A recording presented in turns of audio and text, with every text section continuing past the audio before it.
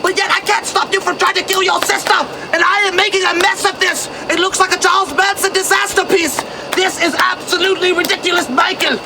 Mike, this is all that's left of your legacy, Michael, if you don't come here right now.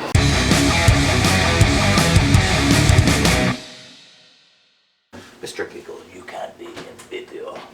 You can't be in video. Where's the money, Lebowski? Okay, guys. Welcome back to Nightmare on Elm Street Part 4. This movie is so bad I can't see anymore. I had to get glasses. The Dream Master. We watched the movie. I'm Jay, that's Corey Feldman. And today we're gonna bring you that Nightmare on Elm Street 4. What the fuck is that? It sounds like a goddamn earthquake. But anyway, and this is where it really gets into the shitness, okay? Nightmare on Elm Street, for the most part, for the first 3, are doing a great job. They're on the #1 track to be the best-selling hit from all time, next to Belinda Carlisle's Ooh Baby, Heaven is a Place on Earth. Ooh baby, ooh baby, ooh baby. Bitch, you're gonna get it now. So, what we find in Nightmare on Elm Street 4, the first thing you notice is that Patricia Arquette has been replaced by Tuesday Night. Sounds fun. I know, and actually, at the very beginning of the Taco movie, Tuesdays. they have that running from a nightmare, and you know, oh my god, the song couldn't be more accurate because It's a good song, though. It was a great song, but I was running from a nightmare. Like, this can't be happening. Kincaid is still in it, and so is Joey. But not for long. They've survived the asylum. They've survived the nightmares, and now they're back in school. They've been released from the nutty nut house. And they're all in the same school. Yeah, best friends forever. Good for them. No, they're actually not, because Kirsten's all like with Rick, and he's like, your friends are fucking weird. And instead of her defending him, like, we've been through shit together, Rick. Patricia Arquette's character, that's replacement named Tuesday Night, named Kristen. She's having dreams about Freddy. They fucking killed Freddy. I mean, you know, he was buried. He had holy water thrown on his ass by Neil. Neil did it, and it's over, right? But no, she's still dreaming about the house, and she's still dreaming that, you know, Freddy's coming back, and she gets really annoying in this. She's like, Freddy's coming back, and she pulls Kincaid and Joey into her dreams still, because that's their power, or that's her power.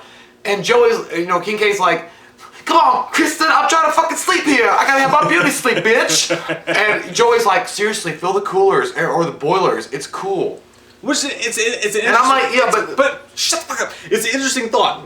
It's an interesting thought. Like, she goes to Dreamland, but there's no Freddy, so the boilers aren't hot. Everything's empty. Everything's weird. I don't know. I kind of like that. But I felt like Kincaid, like, you're dreaming him up, bitch. Like, you're fucking gonna make him come back if you keep this bullshit up. And you know, it was a cool little scene. Don't start no shit. When she's talking to the little girl, and she's like, he's not home right now. I was like, where's your fucking parents then? Your mom goes to college. But anyway, yeah, I think that Kristen is to blame for this. I think that she was stirring this shit up. And lo and behold, eventually, you know, we do center around Joey and Kincaid and Kirsten for a while. We are also introduced to a couple other new characters like Dan the man, the super cute jock that she wants to bang. Oh, Eli Manning. Yeah, and your fave. I like Rick too. He's perfect Eli Manning, dude. Eli Manning could throw a touchdown pass or an interception. He could win the Super Bowl or lose the Dirt Bowl, and either way, he still has the same. Oh, I think Eli Manning's got that face. I think Eli Manning has that face since he was 14 years old. That why did he lose Boardwalk? So yeah, we're also introduced to, you know, there's Rick. He's like the suave kind of Johnny Depp character. There's the workout girl. I can't remember. Hello, baby. I can't remember her name. Workout Central girl. The whole fucking resurrection of Freddy is weird in this movie because apparently Jason, which is fucking, I think that's a nod. I don't know, but Kincaid's dog, his name is Jason. He actually goes in the dream that Kincaid gets pulled in by himself one night. He pisses fire. He gets that. He's got a UTI. He gets that herpes fire on fucking Freddy's grave. What kind of dogs you been fucking? He pisses pee-pee fire on Jason's grave and Freddy's grave, and Jason like fuck it. Freddy comes out of the grave after pee-pee fire washes over him and brings him truth. But you know what? Despite that, Tom Hanks pissing razor blades in Green Mile. That part, I'm like, oh my god. So a dog's piss brought you back to life. Despite that stupidity, I liked how when Freddy like rises, his bones get all like rattled in there. He's coming back, and like there's a cool shot with his hand picking up his hat. He was like shaking off the dust. He's like, I'm back. The characters, like, it's the leftovers from 3 that you like, but they die. Really fucking fast. I don't understand what happened. What the fuck just happened? Why did Kincaid have to die? He just died so quick. Kincaid is wiped out in almost like a who gives a fuck way, much like John Saxon's character in Nightmare 3. At the same place, too. And he's in the junkyard, and death. He was like, Freddy stabs. He's like, I'll see you in hell. He's like, tell him Freddy sent you. And that was a badass line. Yeah, that was cool. But it's still like you couldn't. I mean, he's a superpower fucking guy. Like, he's supposed to have super strength. And then when Joey dies, Joey died in a kind of a good way because he sees some tits in his fucking bed. That horny motherfucker is always chasing some dream tits. But they got some good tits. He's always chasing. He's going after that. He's going after that goodness. Let me say this: I had a waterbed growing up as a kid. My parents had a waterbed. What'd you do? I had sex in it. But yeah, so but Joey is still like horny as fuck. Waterbeds. He's not getting anything, and he dreams of this like poster girl on his wall, and she comes up under the waterbed and like to her boobies, and who wouldn't want to be like, hey, wait, come back? And then Freddy jumps up out of the fucking waterbed. But he didn't stop to think like, hey, why are you trapped in my waterbed? Well, because Are you drowning? Should I save you? Have you never seen Little Mermaid? He never even tried to cut it open. She could have been fucking a mermaid. I was like, what about this for a wet dream? And then pulls him under, and that's a cool death scene. I mean, it's not a bad death scene because actually when you see it, when the mom walks in to see Joey and she's like, and you see him float. But what I was saying is, what do the police say? That's what I was gonna say. That's what I was gonna say. Well, same thing with her mom, with Heather Langenkamp's mom in the original. Like, what do the police say? Like, I know. If I your son, he morphed inside of the waterbed because he was looking for his gum, and he just drowned. Not to mention the fact Love affair with Man in the Sky over? I don't know. Question mark. Perry. But anyway, I also like when Kristen finds out. She's like, he got to Joey and he got to Kincaid. It's like, bitch, it's your fault. That's the first thing I was thinking. And second thing I was thinking is like, why isn't there more like police involvement in this? Like 2 kids just fucking died back to back, and nobody gives a shit. Like it's like, oh yeah, well whatever. It's whatever. It was all a dream. But anyhow, Kristen, again, she has these powers, and to pull people into a dream. Now we get to Alice, and Alice is always talking about the Dream Master. She's a weird girl, an emo kind of girl, but cute. But she's weird. Nah, I hate her. I thought she was weird. Let me say this. She's like Cardigan. I like the girl who played her. I liked her in 5. It seemed like she watched her performance in 4 and was like, I'm gonna try a little harder in 5. Because in 4 she was constantly just like, like she was always daydreaming and shit like that. She just got my fucking nerves. And what I hate about 4 is that you like some of these characters so much, like the brother, the Karate Kid. Like I like such fake karate. He was a cool kid. The soundtrack for his karate work was cool. Like I liked him. Anything. They killed off. It's like they killed off everybody I fucking liked. And then this chick is the last remaining one, and she's constantly just like fucking high. Like she just smoked the biggest bowl ever. She's just constantly like the main girl. She's just kind of like she's kind of like. Yeah, she does kind of look like that kind of you get around, she smell like Pine Sol or in like fucking weed. You guys want chicken tenders? Yeah, but anyway, Alice is like, she's trying to talk to Kristen and trying to, I guess, console her in some way. But Kristen does ultimately die by being fucking boiled alive. But before she dies, she brings Alice. Stupid. She brings Alice into her dream, and then she's like, "You'll need my power. You'll need this." It's so dumb. Go Power Rangers! I know everybody loves 3, and people bitch at me for this all the time. But the thing is that if just the whole fucking thing about the whole Freddy universe is that they never should have introduced the victims having special powers in Dreamland. Well, I didn't mind that too much. I think at this point, I think in 4. Alley, you this fucking dream power. Thanks, Kobe. Dump that shit down. It's so stupid. But I think that cheesy. She gets the power of, I guess, Kincaid and Joey. And by the way, I want to mention really quick again with Joey. What was his special gift? Because he can yell and shit, right? Yeah. So why did he scream and banshee fucking, Freddy's ears away? He's trying to fuck his waterbed. And then Alice starts taking on the personalities of each of the victims, and expressing those in real life, Rick is okay, but Rick is also the fakest fucking white boy karate guy I've ever seen in my life. I love him, dude. I do think he's fun. I think it's 80s as fuck. I mean, he's in his, in the garage, like, his dad's an alcoholic, and he's, he's fucking fighting a goddamn, beanbag or a fucking punching bag. Obviously doesn't know shit about karate, but he's doing shit that he saw in Bruce Lee movie. Listening to music that could have come straight off the Empire Records soundtrack. And I was thinking that, though. I was like, when I was a kid, I always wanted a garage like that, where I could just work out to music like that. And you'd be like, hey, Dad. He was like, I took like 10, what do you want? And I was like, asshole. I took like 10 free karate lessons and would like buy karate magazines and watch Steven Seagal and watch Karate Kid. I was that kid, only I was like 7. But he really thought he was. I love that guy. The problem with Rick, he actually thought he was the shit.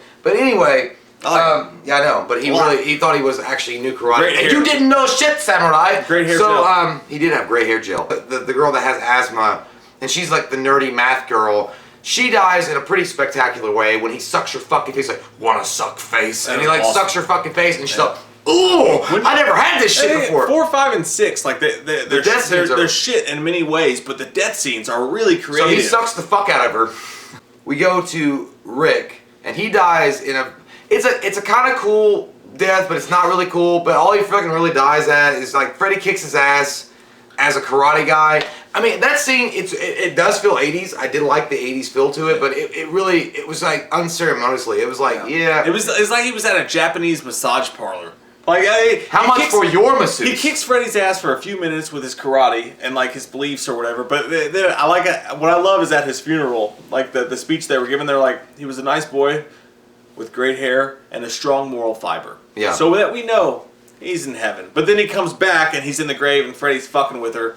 And he's like, "Ooh, baby." Well, I don't think I think that was just the daydream, because that's the thing about Alice. Yeah, Alice just daydreamed all the time. And I know we're running through it really quick, guys, but I mean the story itself is not that overly impressive. They seem to really want to follow Alice through all this. And again, I liked her in 5. I thought she got a lot better. But in this movie, I wanted to follow so many other people than they went with. And they went with her, and it just kind of tailed off towards the idea behind Freddy using her, though, to bring her friends in was a pretty good idea. I did like that. And there's some gross-ass fucking scenes in it. I mean, people, scenes like, ugh! Like, nastiest best in the whole franchise. I know, but one of the ones when he's like, because one of Alice's biggest fears is to being old and, old in a diner, And she's watching a movie, because you do. Fuck you, Ice Maker. God damn you, Sub-Zero. This is not your time. But, she's in the movie theater and she gets sucked in that theater, in the movie, which we all get absorbed sometimes. But anyway, she gets sucked into the movie, and then she confronts herself as an old waitress, still, wait. And then Freddy shows up, and he's like, "Don't you just love soul food?" And like, it's nasty because like it's a pizza, and it's like all her friends screaming, and he sticks his fucking finger in Glenn, and then eats it. And one of the nastiest kills in the whole franchise. Like that part made me feel weird. I was like, "Bring me one of your friends," and she's like, "No, I'll never." And then like the door opens up, Steven. and it's that workout girl. It's Sporty Spice from Spice Girls, and that's even nasty. And he's like, "Thank you." He's like, "Your shift is over." And at some point, I was kind of like, you know what? I might go into a business deal with Freddy. I was like, "Don't fucking kill me, and I'll bring you whatever you want. Fuck it, I don't care. I don't like you that much. I'm sorry." But that dude, it went from nasty kill to fucking nasty. That scene was the fucking pizza gross. thing was fucking gross. Yeah. But when you go to the workout scene, and this shit got on my fucking nerves anyway, because all you're gonna do is talk about working out. That's all you're gonna do the whole movie. You're gonna talk about working out, and then they show her working out, and she's lifting like 10-pound fucking plates, right? And like she's like, yeah, and she's got fucking gigantic fingernails. It's like you can even fucking pick up a barbell with that shit. I still bone her. That's wonderful. But I would. Make her a sandwich afterwards. Really nice 80s sandwich. peanut butter and jelly sandwich. She probably have some slice. Well, no, she don't. Fuck, I love slice. She's watching carbs. So she's working out and she's bench pressing her 10-pound fucking weights, even though this is her whole life. It's a lot of weight. Freddy shows up and she does the "I'm not afraid of you," which worked for fucking Heather Langenkamp. But then something happens. For some reason, he doesn't give a shit that she's not afraid of him. But she did have a good effort. But then when Freddy's like, "I'm gonna spot you, bitch," and he starts pushing it down, and then her elbows break. And this is, I did what? Oh! And because you see her fucking skin come through, and the bones, like the bones. God damn. I did one of these. I did the classic girl thing. I was like, I'll never. I did it. Dude, like when I was like, I was like, oh no. It's like the Hodgman said. It's like you headed to Snap City. I went to Snap fucking City, and I fucking saw shit. But she did it. Like even when she gets up and she's like, and you can hear it go. you're like, oh fuck, get it. And then They turned her into a fucking cockroach. Yeah, because she hated bugs. Like that was her main fear. And I did like the fact that Freddy, he fed off their fear. So whatever they were scared of, he always fucking made that up. Because the asthma girl, she was afraid of dying of of an asthma attack or something. And this girl hated any kind of bug. But these fucking things come through her goddamn arms, and then, oh my god, guys, when she gets trapped in the little box and her face gets like in the little goo and she rips her fucking face off. Say what you want to say. Say la vie, say la vie. Say what you want to say about this fucking movie, man. Oh god. But that singular kill is not only fucking David Cronenberg fucking flyish, like special effects craziness, like, and then when he finally squishes, he's like, you can check in, but you can't check out. He goes, bitch. And then you see the goo. Is that a honey bun? Fuck! God damn, man. That's one of the one of the best kills in the whole franchise. That was a great fucking kill. Dan gets into an accident. And because of fucking Alice. We're dreaming. Yeah, and Alice is fucking like, well, let's crash our car into a fucking Alice tree. does this, look, I know it's cheesy, but I did like the scene just because it did feel 80s when she's getting ready in the mirror. And she's pulling the pictures down, and she's putting on. Well, I know it is, but I like the cheesy aspect. I just didn't like her. I didn't like her in this movie, but I get it. Yeah, it's very Sam Raimi. Yeah, it worked for the movie. Yeah. She's pulling. I was like, we have a fucking final battle going on. She's pulling the pictures down because she always said in the movie that she didn't like seeing herself, but she's pulling the pictures down of all of her past friends. She's putting on different items that represent who they are. And then she goes into the dream world to confront Freddy, and she has all their powers. So she's got her brother's karate, fake bullshit, like, regular can of backer, no says I, ninja star. Like, she has that kind of power, but she also has, like, the flips, she has the strength, and she has all these other different quirks about her, and she's trying to fight to save Dan. And we also learn about the Dream Master a little bit throughout the movie. The Dream Master is basically, I think, what Johnny Depp was maybe talking about in the first one. That a person that can control every aspect of their dream does confront Freddy in the dreamland at the end in the church, and he's like, I've been guarding my door for a long time, bitch. I'm like, wow, that's getting deep and serious, Maury. And then she's like, I'm gonna send you back to hell, and she fucks him up for a while, but then Freddy's like, no. The only part I was kind of like, the fucking when she killed him, like, yeah, the way that he died, I was just like, what the fuck? Jon Snow's dragon glass? Like, what the fuck? Look at yourself! Yeah, apparently according to the Dream Master poem, if the evil sees itself, it dies. So basically Freddy saw himself like, damn, I need to go to the fucking gym. Like, what the fuck? Like, he had never looked himself in a mirror before, and then he's like, oh shit, I have gingivitis. I still don't understand. Like, maybe I fucking like went into dreamland myself, but all I remember is there was some decent stuff happening, and then all of a sudden she's got a piece of broken church glass, and she's fucking. Well, she remembered the last bit of line that if the demon sees itself, it eats itself. So if she holds up, guys, can we please move past that fucking goddamn tired ass excuse for killing off a villain of any kind in a horror movie? That if they see themselves or you turn your back on them, they lose power and everything's happy again. I don't know, man. Like, they really dropped the ball at the end, and it just felt so cheap to hold the mirror up, look at yourself and see you're evil. And Freddy's like, ah, I've never looked at it. Ah. It looked like that. Freddy was like, holy fuck, I'm ugly. And then he's like, and then the souls start coming out of him. You guys ever do this? You guys ever turn on your camera and you don't actually mean to hit the camera button and it's on selfie, and then you see yourself and you're like, oh, fuck, I'm ugly. I've done that before. Like, it makes you feel terrible. I think that's basically what happened to him. I did this thing. Like, I've never taken a picture of myself again. I pulled my phone out trying to get it to like where it's like, the outward picture. Yeah, and then you have that bad lighting. Yeah, and I accidentally hit the picture and I see myself and I look like fucking Mr. Bean when he tries to take a picture of the pattern. He's like, and you're like, God damn, delete. I mean, the soundtrack's cool. I like the soundtrack. I love Rick's soundtrack. Yeah, the drama. That kind of punk rock stuff that was playing. That was all good. I mean, it definitely has the 80s feel. But at the end of the day, I'm going to give the movie a 6.0. I mean, I definitely would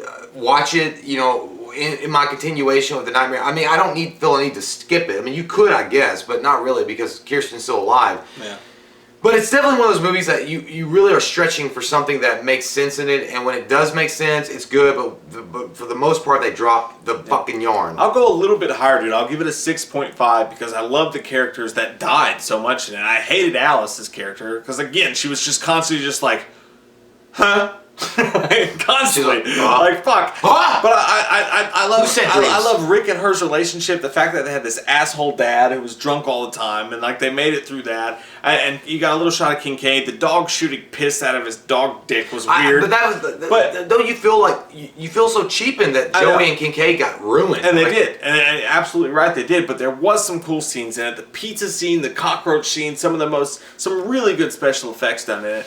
I liked all that stuff, but ultimately the movie ended on a shit note. Yeah. But like, just I don't know. 2 years ago, or whenever we did these originally, I fucking hated this movie. But for some reason, watching it, I was like, this is actually kind of. I never really hated it. I always felt like it was a necessary evil. Yeah. Like, you know, like when you watch the first 3 Nightmares, they're great. You fucking love them. Yeah. When you get to Nightmare 4, you're like, I have to have that. It's like 4, 5, and 6 are kind of like purgatory. Like they're like Nightmare Purgatory. They're just weird and strange, but they got some good kills. I mean, I don't want the fucking wasabi sauce in my fries, but I mean, if it's part of the deal. Comment down below, let us know your thoughts. We love your fucking faces. And if you're new to the channel, click that subscribe button. It gets goddamn shit. Fucking bitch. Damn, it scared me. If you're gonna be the Dream Master, you subscribe, okay? You little fucking whores.